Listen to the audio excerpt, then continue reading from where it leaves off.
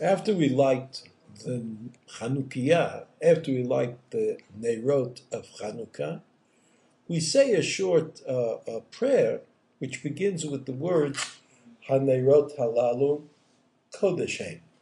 These candles are sanctified, they're special. And we say that both as a declaration for others to hear, but also as a reminder to ourselves that there's something special about the Neirot of Chanuka. And that special is that it is forbidden to derive any benefit from these candles, neither on a weekday nor on Shabbat. Even if you're only using it tangentially or accidentally, and even if you're kind of standing at a distance from the candles, you shouldn't use these Hanukkah candles for that purpose. And not only that, but for example, on Shabbat, there's an obligation to have candles, to have light. Well, that's a mitzvah purpose. So you can't use the Hanukkah candles even for a mitzvah purpose, right?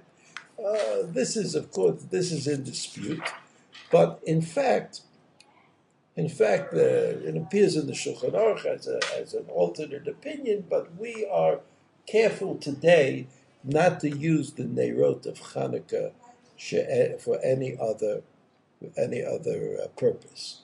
In fact, this is the root of the minhag to have a shamash, to have an extra candle. A candle which then kind of mixes in, the light of the extra candle mixes in with the other light.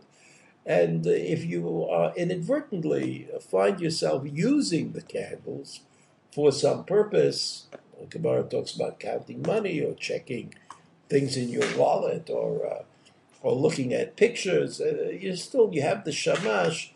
You have the shamash as to counterbalance the use of the candles. You could say that you're really using the shamash.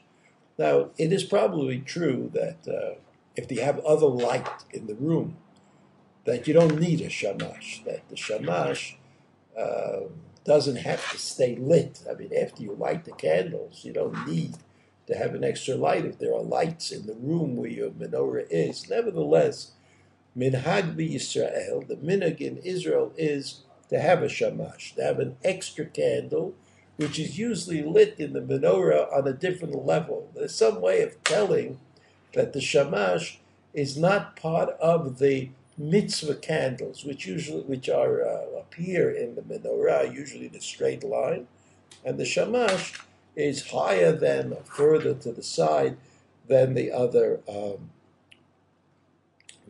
So we always use a shamash, and if you are lighting in your house, it's probably a good idea. It's probably a good idea to make sure that there is some other source of light nearby, so that you wouldn't inadvertently use the light from the candles of the Hanukkah menorah to kind of help you out to get wherever you're going, even in your own home.